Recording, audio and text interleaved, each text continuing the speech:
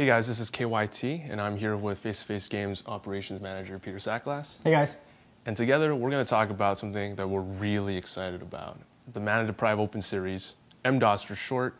Peter, why don't you tell us a little bit about MDOS? I'd be glad to. The Mana Deprived Open Series, I'm very, very excited about it. It's a partnership between ManaDeprived.com and FaceToFaceGames.com, and we're partnering up to organize and sponsor some really, really big, cool tournaments in the Canadian scene across Canada in the coming year. So when and where can players be expecting these tournaments? Sure.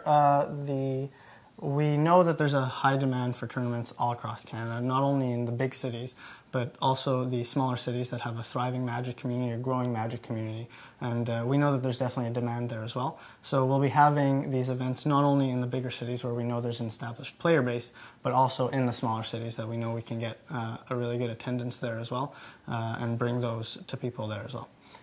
To start off, we have our first inaugural Mana Deprived Open Series event December 1st in Quebec City, and something really, really cool, really, really fun. We just figured out that we were able to hold a Mana Deprived Open Series event on day 2 of Grand Prix Toronto. That's huge. Yeah, the weekend of December 8th, which is really, really cool. I'm really, really excited about that.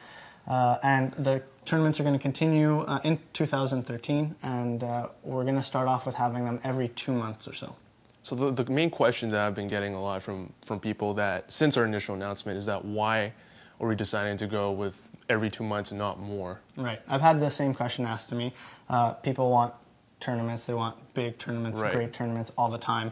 The reason why we're only starting them every 2 months or so, there's actually two reasons. The first is that we want to treat these events as a litmus test in 2013, meaning that we want to kind of see how the players react, what they like, what they don't like from these tournaments, and continue to improve on them from tournament to tournament until eventually we get to a point where we know that they're successful, everybody gets what they want in the tournament. Not only are they just main events with great prize support, but also we're going to have tons of side events. Yeah. We're going to have great vendors, amazing coverage, just a full day of just great, great Magic being played. The second reason is the 2-month period also lets us focus on what's really important, which is making sure that these tournaments are successful, not only in terms of the vendors that we have at them, but the venue, the coverage, people, the judge staff, all those people. In order to get the right people and the right places, we do feel as though we need a little bit more time to prepare and to organize and to get all that done for the players. Something that I do want to talk about quick for the people watching, which I know hits home, especially to you, something that's very, very important to you, is finding great talent, around the country and outside of the country as well, finding hidden talent. Talk to them about... Well, I feel like this tournament series is sort of like the extension of my website. One of the goals of my website was to uncover people that are good but don't get noticed at all, and this tournament series will allow that to happen.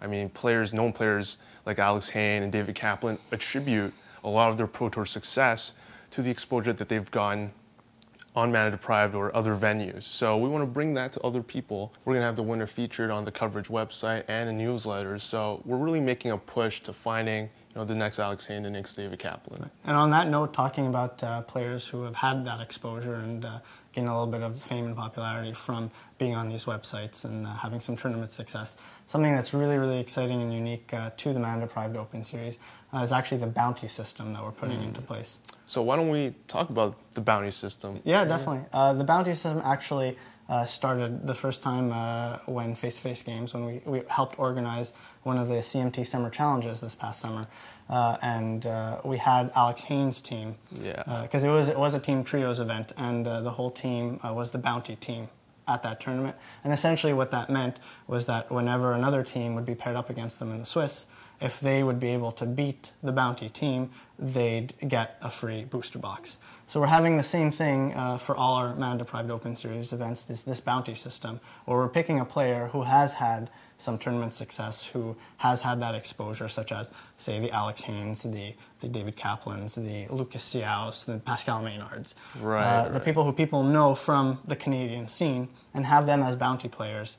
And they'll be going around, they'll be in the tournament, carrying around a couple of booster boxes, and if you're able to beat them in the Swiss, they're actually going to give you a booster box. So it gives a little bit more incentive to kind of kind of be the best and beat the best. So Peter, you mentioned the Team Trios, which is, it was a Canadian Magic Tour tournament, the CMT. Right. So what people might be curious about, with the CMT is still ongoing, how does the MDOS series work in the whole framework of these tournaments? Yeah, where does it fit in with all these other events that are going on in Canada, right? I've had that question asked a lot, and our goal in doing these tournaments, these MDOS tournaments, is not to compete with any of the other bigger events or any of these other series. It's actually, we're working with the organizers of the CMT, and we're open to work with all the other bigger names, bigger tournaments, so that our tournament series kind of fits into that mold. We kind of complement or supplement the other tournament series, which is another reason why it's good that we're starting this off every 2 months or so, which lets some of the other series, all the other events happen as well in between. Talking about that, actually, on that point, we're not going to hopefully have these events only every 2 months forever, right? So how about you talk about a little bit about where we're heading with this MDOS series? Well, ideally, what we want to be doing with these tournaments is we're using this, as you said earlier, as a litmus test, as a gauge, and to see if the demand is there for these types of tournaments. If it is, we're going to put the effort to make them happen more often. The goal is to have them be bigger tournaments with better prizes, better coverage. Hopefully, we're going to get live stream someday. Yeah. And that's the goal. The ultimate goal is to have this be the best tournament series that we can possibly provide. And already, we've had support from store owners and players, how they can contribute to this series, how can they make this grow even faster. And I think that's an important question. How can people get involved, Peter? Right, there are a lot of people already emailing me, asking us on Facebook, how can we get involved? Not only the players, but store owners that are interested. So I'm just going to go through that a little bit. We have been approached already by some store owners who are interested in finding out a way where they can fit in. So can they be vendors? Can they vend at some of these events? Also, can they hold qualifier tournaments and stuff like that? At this point, we've told people in 2013 we won't be holding qualifiers until we know that there is the demand there for these tournaments and they get a little bit bigger. But we do have that as a goal, to have qualifiers run at certain other stores for buys for these tournaments, for our MDOS events as well. And for people looking to be vendors, store owners, they can definitely contact me at any point as well. Players as well, we'd love to hear feedback, be it positive, negative, constructive criticism. We would really, really love that. Any players who want to contact us personally to tell us how they think the experience went, that's what's really going to help us make the best tournaments ever, is to have this feedback from the player base. Not only that, but I'm sure some judges in Canada would like to judge and help out for some of those, so they can contact us as well.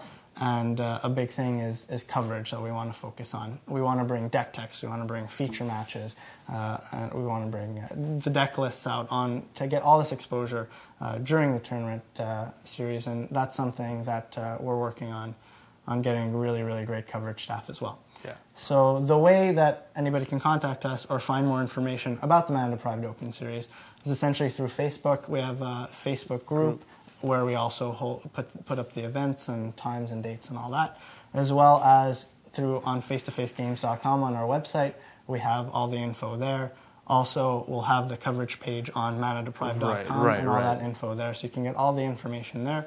And if you guys want to contact us, if you want to leave feedback, if you want to get in contact with me or KYT about coverage, about judging, about being a vendor or holding qualifier tournaments, you can definitely email us. You can email me or email KYT, or just shoot us a message on Facebook or post something. So I'm really excited about this. I know you are too. I'm ecstatic about this. This has been a dream of mine to get a tournament series under the Mana Deprived brand, and I'm going to put all that I have to make sure this is a success. So yeah, and we're looking forward to it, and we hope to see you guys there. Have a good one.